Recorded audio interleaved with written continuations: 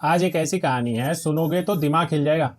एक ऐसी बॉलीवुड एक्ट्रेस की स्टोरी जो 90s में हर डायरेक्टर की पहली पसंद थी, जिसके पोस्टर लड़के अपने बेडरूम में लगाते थे और फिर अचानक से गायब हो गई पूरे 25 साल के लिए। और अब 25 साल बाद वो वापस आई है। क्यों? क्योंकि कोर्ट ने उसे एकदम इनोसेंट डिक्लेयर कर दिया है, क्लीन चिट। लेकिन सवाल ये है कि भाई ऐसी नौबत आई ही क्यों? एक टॉप एक्ट्रेस का नाम इंडिया के सबसे बड़े 2000 करोड़ के ड्रग केस में कैसे आ गया? ये कहानी फिल्म से भी ज्यादा फिल्मी है। इसमें ग्लैमर है, क्राइम है, इंटरनेशनल माफिया है और एक ऐसा ट्विस्ट है जो तुम्हारा सर घुमा देगा। तो कुर्सी की पेटी बांध लीजिए और let's dive deep into the Mamta Kulkarni's case. तो नमस्कार दोस्तों और स्वागत है आपका rare crime cases of the world के एक नए एपिसोड में। पहले फ्लैशबैक में चलते हैं। 90s का टाइम था। शाहरुख खान, सलमान खान, आमिर खान सबके साथ ममता कुलकर्णी हिट फिल्में दे रही थी। करण अर्जुन, बाजी, लिस्ट बहुत लंबी है। अपने टाइम से आगे एकदम बोल्ड और फियरलेस एक्ट्रेस थी। कंट्रोवर्सीज भी हुई लेकिन स्टारडम सर चढ़ कर बोल रहा था। और फिर अर्ली 2000s में at the peak of her career she vanished, पूरी तरीके से गायब हो गई। No film, no interview. खबरें आई कि वो देश छोड़कर चली गई है, स्पिरिचुअल बन गई है। लोगों ने उसे भुला दिया, सोचा चलो एक और स्टार की लाइमलाइट छोड़ दी। But story was the just beginning. Fast forward to April 2016। Thane Mumbai के पास पुलिस ने रूटीन चेकअप में 2 गाड़ियां रोकी।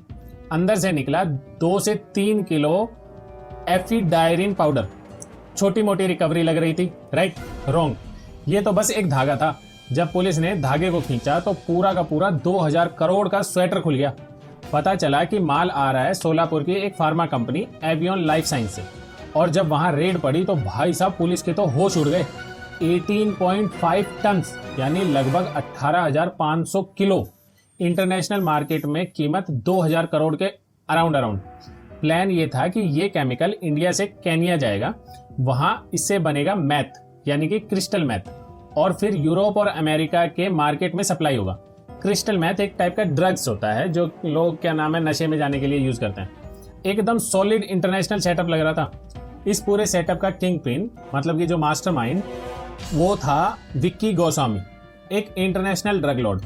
अब तुम सोच रहे होगे कि इस सबसे ममता कुलकर्णी का कहां से आ गई बीच में?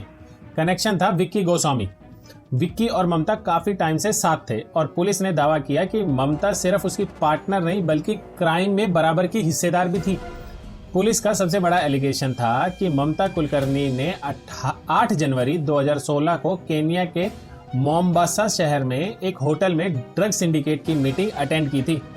पुलिस ने कहा कि इस मीटिंग में पूरी डील फाइनल हुई थी और इसका प्रूफ एक को एक्यूज्ड का बयान था, बस।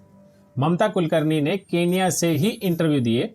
उसने कहा कि मैं एक योगिनी हूं, मैं स्पिरिचुअलिटी के रास्ते पर हूं, मुझे पैसों का, सेक्स का, फिल्मों का कोई लालच नहीं है, ये सब झूठ है और मुझे फंसाया जा रहा है।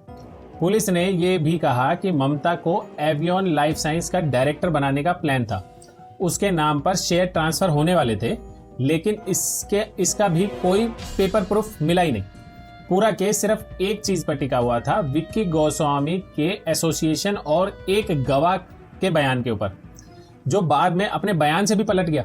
उसने कहा पुलिस ने उसे जबरदस्ती बुलवाया था। केस एकदम हवा में था बिल्कुल। अब आते हैं कहानी के सबसे बड़े ट्विस्ट पर। विक्की गोस्वामी ये कोई छोटा मोटा पैडलर नहीं था। ड्रग पैडलर जो होते हैं, छोटा मोटा ड्रग पैडलर नहीं था। गुजरात के एक पुलिस ऑफिसर का बेटा जो पहले बोतल लीगर बना और फिर इंटरनेशनल ड्रग लॉर्ड। दुबई में 15 साल जेल काट कर लौटा और सीधा केन्या पहुंच गया। अफ्रीका के सबसे खतरनाक ड्रग माफिया अक्षा ब्रदर्स के साथ मिलकर धंधा करने लगा। इसका नेटवर्क इतना बड़ा था कि अमेरिका की DEA, ड्रग एनफोर्समेंट एडमिनिस्ट्रेशन, इसके पीछे पड़ गई।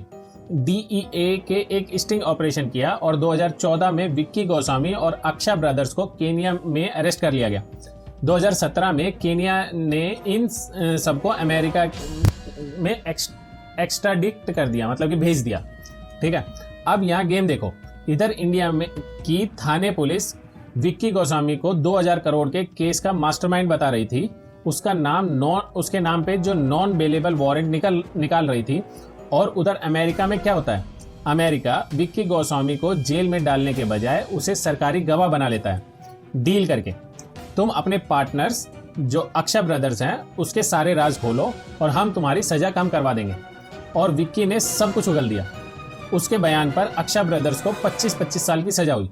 सोचो, जो बंदा इंडिया में मोस्ट वांटेड था वो अमेरिका में प्रोटेक्टेड विटनेस बन गया। एक ही टाइम पे 2 अलग अलग देशों में एक ही आदमी का स्टेटस इतना अलग। ये है इंटरनेशनल क्राइम की दुनिया। सालों तक ममता कुलकर्णी पर भगोड़ी मतलब एब्सकॉन्डर का टैग लगा रहा। कोर्ट ने उसके मुंबई के 3 फ्लैट जिसकी कीमत लगभग 20 करोड़ थी उसे भी अटैच करने का ऑर्डर दे दिया।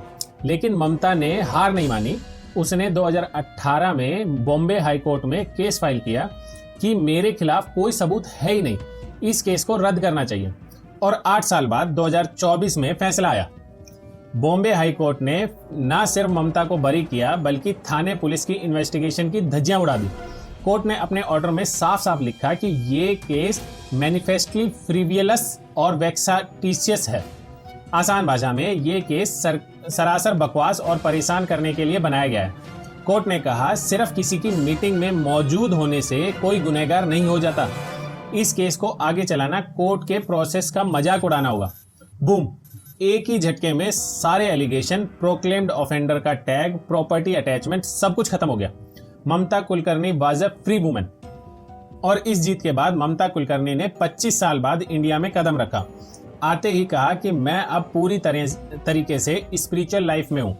और इससे साबित करने के लिए उसने किन्नर अखाड़ा ज्वाइन कर लिया जहां उसे महामंडलेश्वर की उपाधि दी गई। लगा कि अब सब ठीक हो जाएगा, बट वेट, पिक्चर अभी बाकी है। जैसे ही ये खबर आई एक और कंट्रोवर्सी शुरू हो गई। अखाड़ा के लोगों ने ही और बाकी साधुओं ने इसका विरोध किया।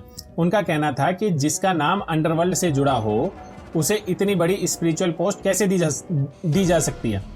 और कुछ ही दिनों में ममता कुलकर्णी को अखाड़े से निकाल दिया गया। तो सोचो, कोर्ट ने तो उसे बेगुनाह साबित कर दिया, लेकिन लोगों की नजरों में, समाज की नजरों में वो दाग शायद अभी तक नहीं धुला है।